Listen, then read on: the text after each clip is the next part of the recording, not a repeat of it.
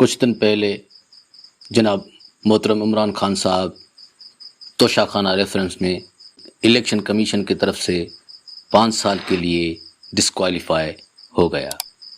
توشاخانہ کیا ہے، اس کی معنی کیا ہے؟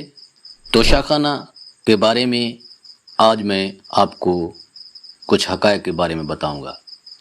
توشاخانہ فارسی زبان کا لفظ ہے جس کا لفظی معنی ہے خزانہ خانہ۔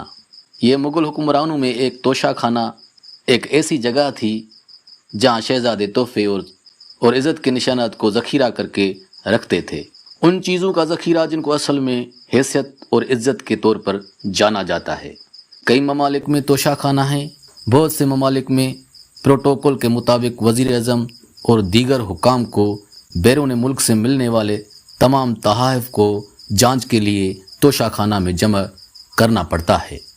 توشاخانہ ایک خزانہ خانہ ہے جس میں تحفے کے طور پر ملنے والے تحفے رکھے جاتے ہیں۔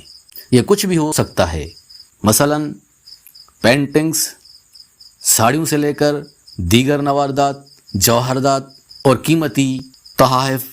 رپورٹ کے مطابق جون 1978 کے گزٹ نوٹیفیکیشن کے مطابق کسی شخص کو سرکاری دورے کے دوران ملنے والا ہر تحفہ اس کی واپسی کے 30 دن کے اندر توشاخانہ میں جمع کرانا ہوتا ہے۔ حکومت پاکستان کے پاس دوسری ریاستوں یا سربراہان مملکت کی طرف سے ریاست پاکستان کو تحائف کے لیے توشاخانہ ہے جس کی اپنی خاص حیثیت، اہمیت اور مقام ہے۔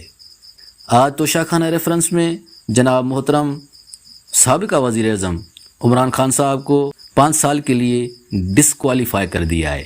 اس کی بڑی وجہ توشاخانہ تحائف ہے۔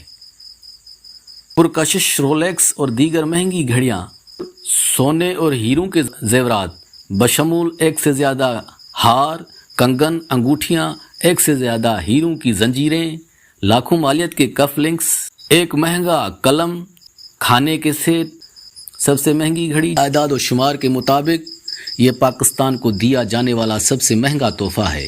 رولیکس گھڑی، کف لنکس کا جوڑا، ایک انگوٹھی بغیر سلے کپڑا، ایک ہار، ایک کڑا، ایک انگوٹھی اور کان کے زیورات کا ایک جوڑا۔